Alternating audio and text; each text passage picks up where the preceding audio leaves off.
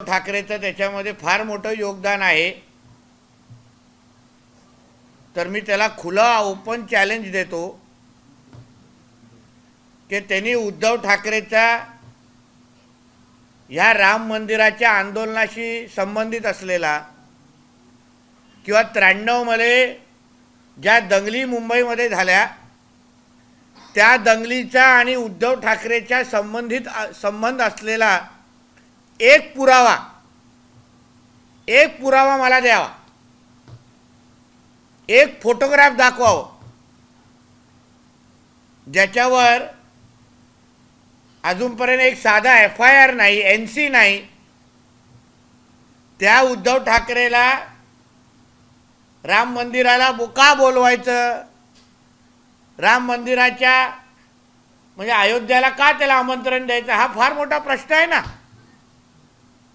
आम्ही हिंदू हृदय सम्राट बाळासाहेब ठाकरेचं योगदान, विश्व हिंदू परिषदेचं योगदान, राष्ट्र स्वयंसेवक कार्यकर्त्यांचं योगदान, स्वयंसेवकांच्या योगदानाबद्दल कोणाचा दुमत नाही, त्याच्यावर चर्चाच होत नाही। पण आक्षेप असा आहे की ज्या उद्धव ठाकरेचा आणि राम मंदिर आणि अयोध्याशी काही काडी मात्र संबंध नाही, ज्यांनी मुख्यमंत्री असताना जेव्हा ऑनलाईन पद्धतीने राम मंदिरासाठी देणगी देशभरामध्ये जमा होत होती तेव्हा ह्याच उद्धव ठाकरेंनी त्या देणगीला विरोध केलेला। म्हणून संजय राजाराम राऊतला सांगेन, अरे बाबा, राम मंदिर आणि तुझ्या मालकाचा काही संबंध नसल्यामुळे आणि 22 तारखेच्या कार्यक्रमासाठी सरकारने अधिकृत फोटोग्राफर नेमलेले आहेत। मग आम्हाला वेगळ्या मुंबईतून फोटोग्राफर घेऊन जाण्याची काहीच गरज नाही। मग उद्धव ठाकरेची तिथे काय गरज पडते आम्हाला। आणि काल आमच्या आदरणीय देवेंद्र फडणवीस साहेबांना जी डॉक्टरेट दिली गेली त्याच्यावर मोठा ह्याला कालपासून मिरची लागलेली आहे।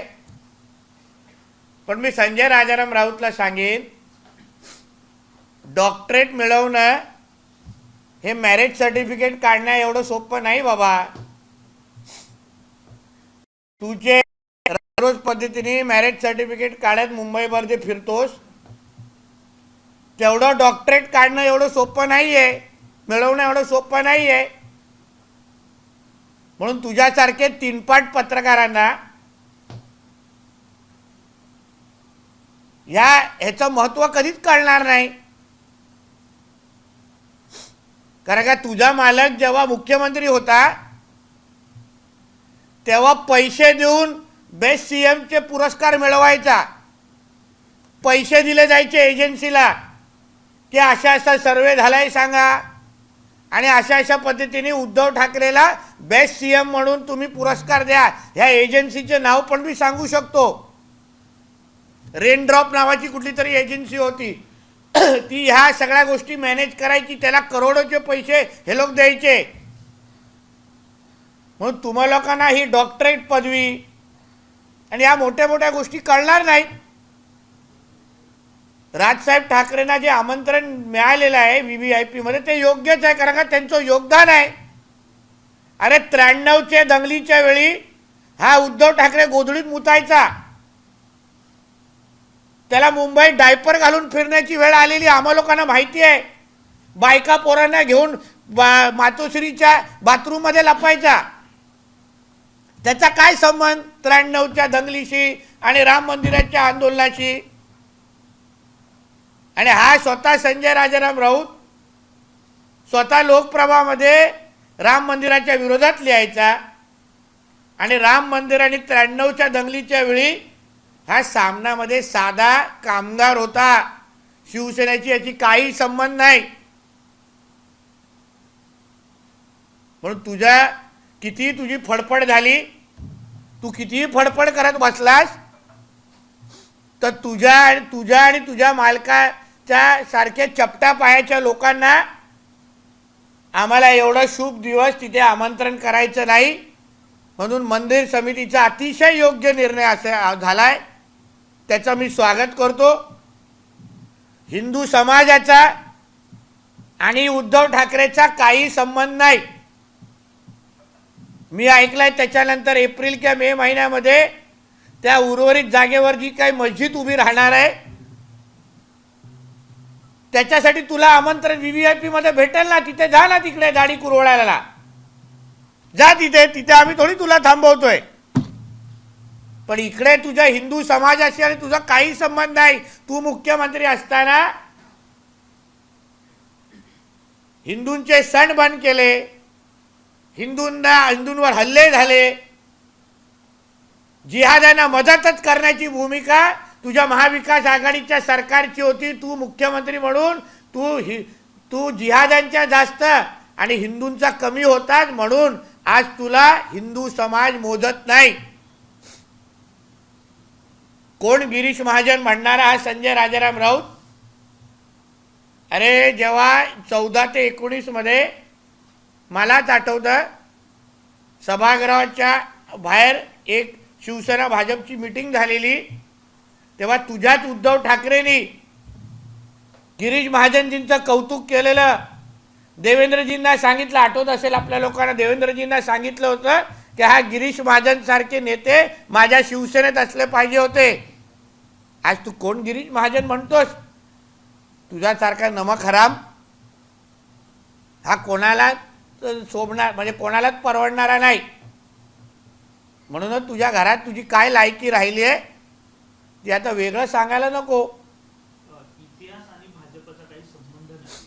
त्या काळात जे काही घडलं होतं त्या भाजपच्या अनेक नेत्यांनी असं म्हटलेलं आहे की शिवसैनिकांचं योगदान मोठं आहे, असं त्यांनी एक दावा केला. तिथे बाबरी तोडण्यासाठी हिंदू समाजाचे लोक एकवटले होते. मग ते संघाचे होते, विश्व हिंदू परिषदचे होते आणि विविध हिंदुत्ववादी संघटनाचे सगळे कार्यकर्ते कारसेवकाच्या निमित्ताने एकत्र झाले आणि ते काम केलेलं आहे.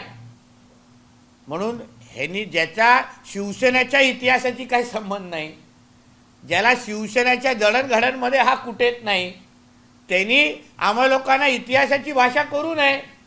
तुझ्या शिवसेनेमध्ये वय काय? तुला शिवसेना आणि बाळासाहेब ठाकरे किती कळले हे पहिलं संजय राजाराम राऊतनी आमच्यावर खुली चर्चेसाठी यावं, मग त्याच्यानंतर इतिहासाची भाषा करावी. नवाब मलिक बाबत एक मुख्यमंत्र्यांनी पत्र दिलं होतं, तरी सुद्धा काल नवाब मलिक जे आहेत अजित पवारांच्या बंगल्यावरती गेले होते. पुन्हा एकदा चर्चा जी आहे ती बघा, असं आहे की आमच्या देवेंद्र फडणवीस साहेबांनी पत्र लिहून भारतीय जनता पक्षाची भूमिका अतिशय स्पष्ट करून टाकलेली आहे आणि त्यांनी हेही त्या पत्रामध्ये लिहिलेलं आहे की या एका विषयासंदर्भात आम्ही तडजोड करणार नाही. म्हणून एकदा ती भूमिका स्पष्ट झाल्यानंतर त्या नवाब मलिकचं काय करायचं आता अजितदादांनी बघून घ्यावं, पण सरकारमध्ये त्यांचा कुठलाही स्थान नसेल ही स्पष्ट भूमिका आमच्या देवेंद्र फडणवीस साहेबांनी मांडलेली आहे.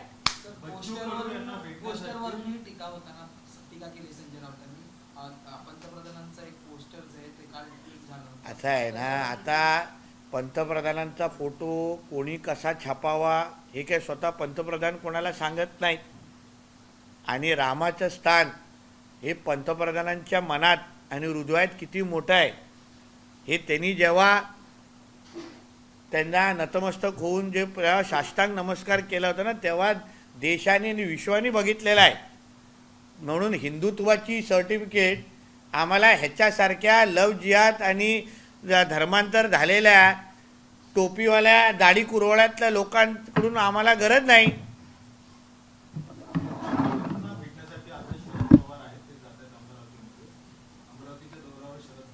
असू शकतात ते, आता त्याच्यावर मी कसं काय बोलू शकतो? कोण?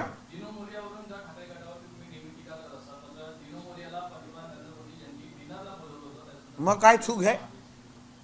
ती क्रिसमसची पार्टी, क्रिसमसचे ते गेट टुगेदर होतं. आमचे आदरणीय पंतप्रधान हे सगळ्या लोकांना तिथे क्रिसमसच्या निमित्ताने भेटत होते. त्याच्यामध्ये त्यालाही भेटलं. 7:30 नंतर एकट्यामध्ये भेटले ना त्याच्या घरी. सगळे बॉडीगार्ड सोडून एकटं डिनोच्या घरी भेटले नाही. मेकअप लाली लिपस्टिक लावायला फरक आहे. मदरशांना 10 लाख रुपये देण्याचा निर्णय घेतलेला आहे. कशा पद्धतीने नाही, अजूनपर्यंत मी नोटिफिकेशन वाचलेले नाही, म्हणून वाचल्यानंतर त्याच्यावर निश्चित पद्धतीने प्रतिक्रिया देईल. संजय राऊतांनी असे पण लागून चालन आणि तुष्टीकरणाच्या विरोधात असलेला आमचं महायुतीचं सरकार आहे, म्हणून असे काही नोटिफिकेशन वाचल्यानंतर त्याच्याबद्दल भूमिका देऊ. संजय राऊतांनी असे म्हटलं की देशाच्या इतिहासात त्यांचं काही योगदान नाही, महाराष्ट्र लढत ते नाही, त्यांनी भगतसिंग, पंडित नेहरू, महात्मा गांधी लढू शकले नाही, ते काय घडवणार? असं आहे ना, म्हणून तुम्हाला बोललो ना, इतिहास आणि संजय राऊत. आता राजाराम राऊतच्या घरामध्ये ह्याचा किती मोठा इतिहास आहे हे पण आता थोडं तपासण्याची वेळ आलेली आहे. कारण शिवसेनेच्या इतिहासामध्ये संजय राऊतचं नाव कुठेच नव्हतं. शिवसेना जडणघडणपासून आत्तापर्यंत संजय राऊतचा काही संबंध नसल्यामुळे इतिहासाची भाषा ह्यांनी करू नये रे बाबा. आम्ही हेडगेवार घडवलेले आहेत, श्यामापूरकर प्रकाश मुखर्जी घडवलेले आहेत, आम्ही लालकृष्ण हे अडवाणी घडवलेले आहेत, आज आम्ही नरेंद्र मोदींसारखा महापुरुष पाहतोय. म्हणून ह्यांनी त्या तालमीच्या एवढ्या मोठ्या लोकांची नावं ह्याच्या घाणेरड्या थोबड्यातून घेऊ नये असं मला यायला सल्ला आहे. शरद पवार गट जो आहे आक्रोश मोर्चा आजपासून पुण्यातनं सुरुवात होते आक्रोश मोर्चाची सरकारच्या विरोधात. मग आक्रोश मोर्चा नेमकं सरकारच्या विरोधात आहे की अजितदादांच्या विरोधात आहे हे त्यांचे भाषणं ऐकल्यानंतर कळेल. पंतप्रधान मोदींचा विकसित भारत रथ आहे तो बार्शीच्या पंढरी गावातील गावकऱ्यांनी आखडून दिला आहे. एक लक्षात घ्या, आता उदाहरण जिथे जिथे आमचा विकसित भारतचा रथ जातो तिथे मोठ्या प्रमाणामध्ये स्वागत होत आहे. पण हे महाविकास आघाडीचे काही टकली घुसतात आणि ते तिथे तमाशा करण्यासाठी ही नाटकं करतायत. त्याच्यामध्ये सामान्य जनतेशी काही लेणं देणं नाही. हे मी तुम्हाला अनुभवाने सांगू शकतो. सिंधुदुर्गामध्ये पण असे प्रयत्न केले, सगळे उभाटाचे, शरद पवार साहेबांच्या गटाचे किंवा त्या काँग्रेस गटाचे, त्यांना काही काम उरलेलं नाही आहे. थोडक्यात फक्त बातमी बनवायची आहे, त्यासाठी तो विरोध होतोय. पण सामान्य जनता ही त्या विकसित भारत यात्रेला मोठ्या प्रमाणामध्ये प्रतिसाद देत आणि स्वागत करतायत. म्हणून जे जे विरोध करणारे आहेत त्यांचे जरा किशे तपासले ना, हे सगळे महाविकास आघाडीचे कार्यकर्ते आहेत. ज्यांना द्वेष आहे किंवा लाभार्थी असतील, सगळ्यांनी केंद्र सरकारचे लाभ घेतलेले आहेत, पण विरोध विकसित भारत यात्रेला करा ही यांची घाणेरडी वृत्ती आहे. संजय राऊत म्हणतायत की ज्या पद्धतीने इंडिया आघाडीला कुठल्याही चेहऱ्याची गरज नाहीये, आमच्याकडे बरेच चेहरे. म्हणजे सगळे नालायक आहे हे स्पष्ट होत आहेत ना. त्यांनी पंतप्रधान पदाचे 3 चेहरे दिलेले आहेत. एक राहुल गांधी ते म्हणतात, दुसरं उद्धव ठाकरेंचं त्यांनी नाव सांगितलं. असं सकाळी सकाळी नको माझ्यावर करा ना तुम्ही असं.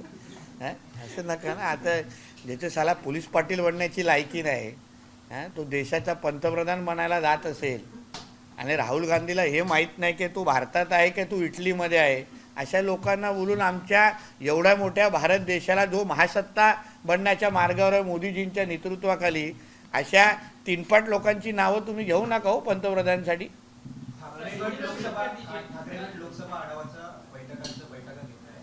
मात्र त्यांच्यातच उमेदवारीच्या याच्यावर नेत्यांमध्ये कुटुंब महिना सुरू आहे, रस्सीखेच सुरू आहे. उदाहरणार्थ संभाजीनगरची जागा आहे, दानवे आणि खैरेमध्ये कुठेतरी आता रस्सीखेच सुरू आहे.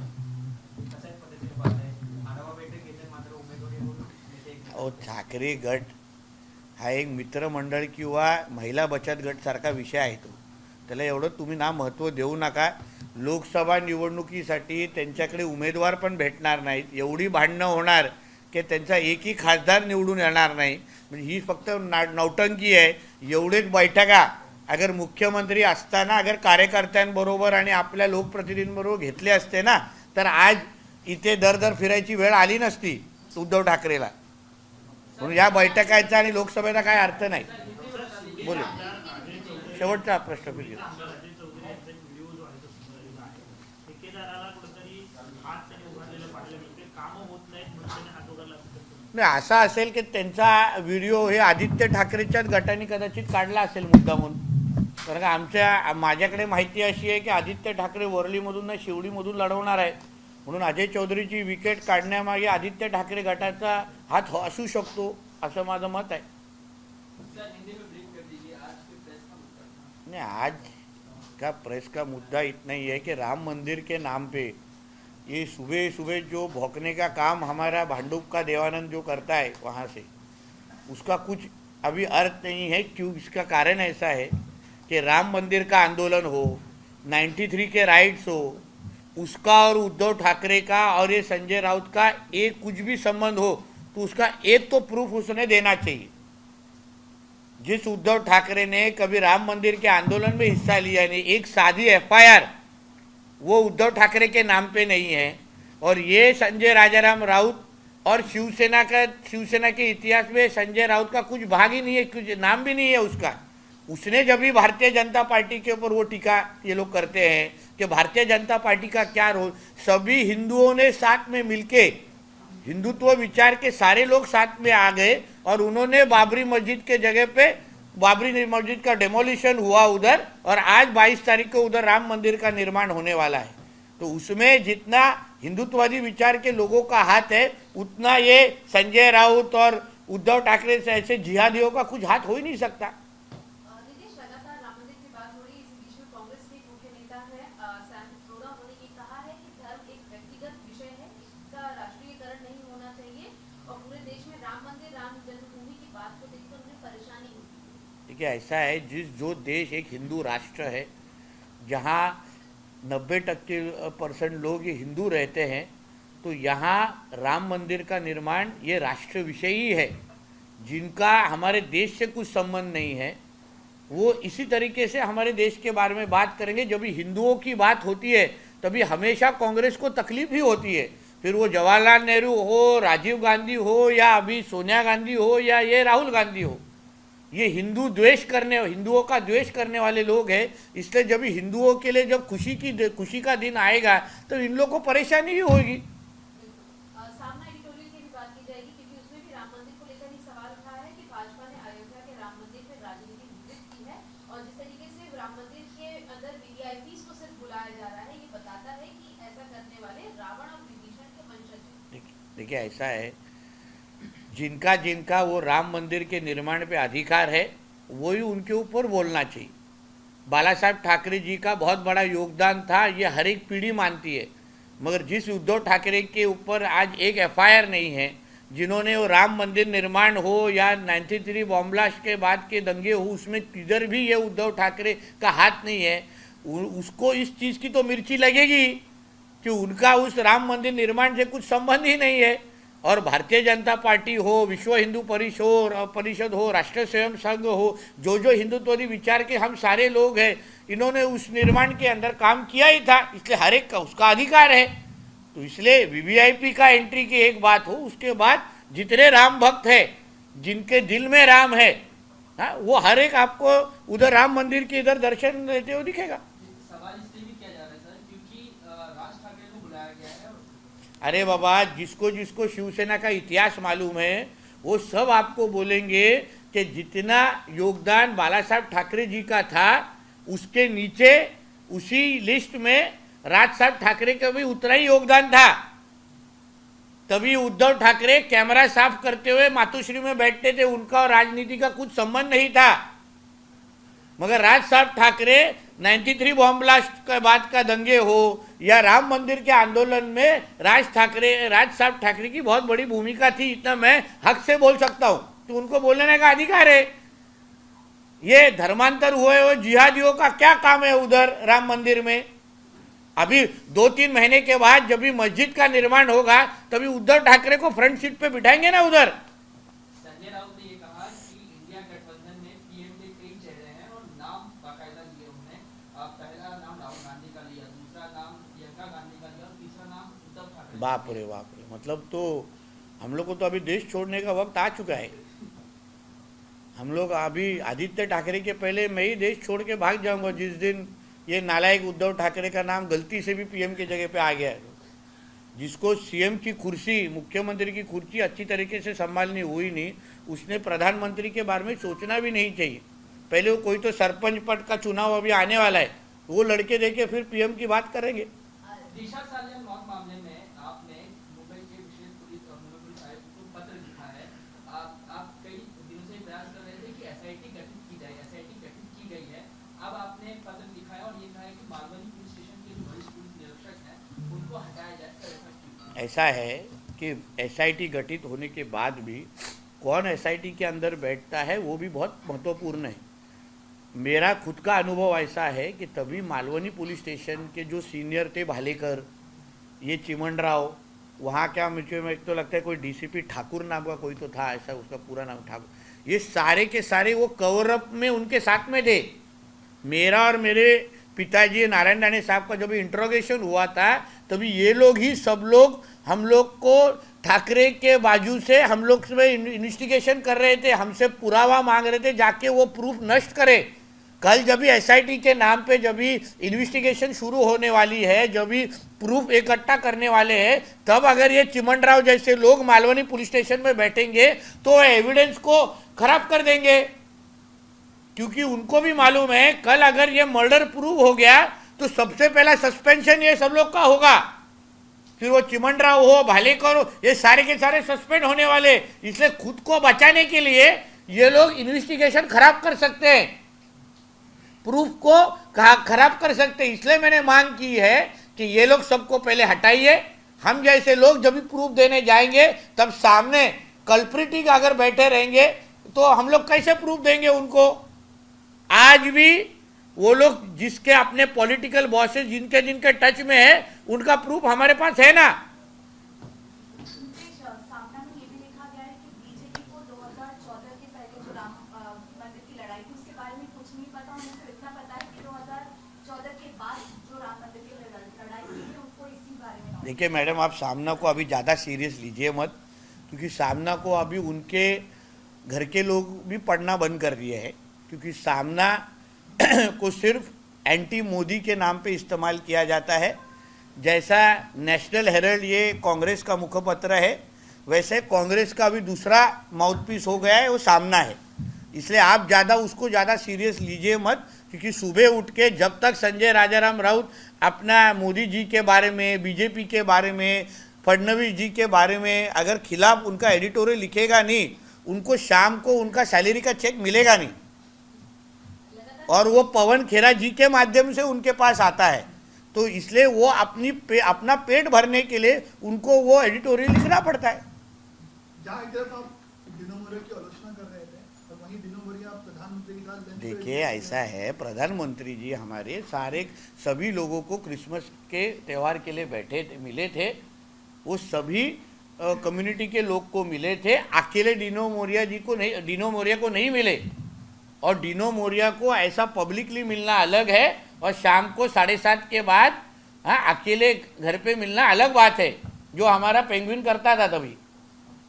तो दोनों मुलाकात में फर्क है। लगातार आप लोकसभा और कांग्रेस पार्टी की बात कर रहे हैं, इस बीच में 2024 में चुनाव लड़ने के लिए प्रियंका गांधी काफी ज्यादा एक्साइटेड और ऑन ग्राउंड नजर आ रही है। दूसरी तरफ ईडी ने एक और कंप्लेंट उनके हस्बैंड रॉबर्ट वाड्रा के खिलाफ की है। देखिए ऐसा है, वो कितना एक्साइटेड है उसके बारे में मैं तो बोल नहीं सकता ना, वो कांग्रेस पार्टी की बात है। वो प्रियंका जी कहाँ लड़ा है, क्यों लड़ा है, हाँ? और उनके वो रॉबर्ट वाड्रा जी को नोटिस आया, इसलिए मैंने भी पढ़ा है। तो मुझे लगता है जिसने जिसने करप्शन किया है उनको ऊपर तो सजा होने ही वाली है, फिर वो गांधी हो या वाड्रा हो। भारत जोड़ो यात्रा के बाद अब राहुल गांधी न्याय यात्रा भी निकालने वाले हैं लोकसभा में। बराबर, ऐसे ही यात्रा कर करके इटली चले जाए, फिर हमको 24 के बाद परेशानी नहीं।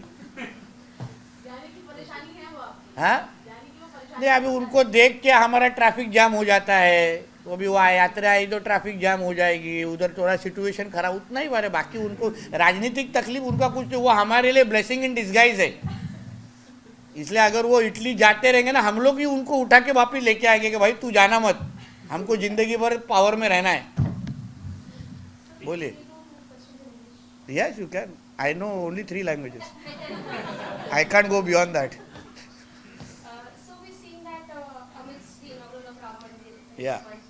Sam Pituda has also raised questions saying it's social politics that's going on. See, I am not surprised if the Congress is objecting the opening of Ram Mandir, because they are pro-jihadis and anti-Hindus. The party has always taken a stand against Hindus, and that's always been their agenda, and that is why the opening of Ram Mandir will always be a pain in the wrong place for them. So if Sam Pitroda ji is objecting on that and commenting against it, so it is the natural stand of the Congress party, which is an anti-Hindu party. Similarly, we're seeing that even Sam raising the actual Babri Masjid issue. See, Samna is no more the mouthpiece of Hindutva. It's the mouthpiece of the Congress party. Just like you see the National Herald, which always takes the Congress stance. The same way, Samna is the Marathi version of National Herald now. So until and unless they do not take an anti-Modi and an anti-BJP and an anti-Fadnavis stand, they do not get their salary checks from the Congress headquarters. So they are doing their job. They're saying that amidst the fact that there are soldiers who are dying in Kashmir, there are farmers who are losing their lives in Maharashtra, important issues are being sidelined and politics is being played by BJP over. See, they will never accept that our country is a Hindu Rashtra. 90% of our population is Hindus. So our country, because it's known as a Hindu country, so obviously it is a big moment for every Hindu. So when the entire country as a Hindu Rashtra will be enjoying, these few jihadis will always have a problem with that. And that is why they will always raise such kind of issues. In the last 9 years under the Modi government, a lot of the situation of farmers, the situation in Jammu Kashmir has definitely got better than the Congress regime.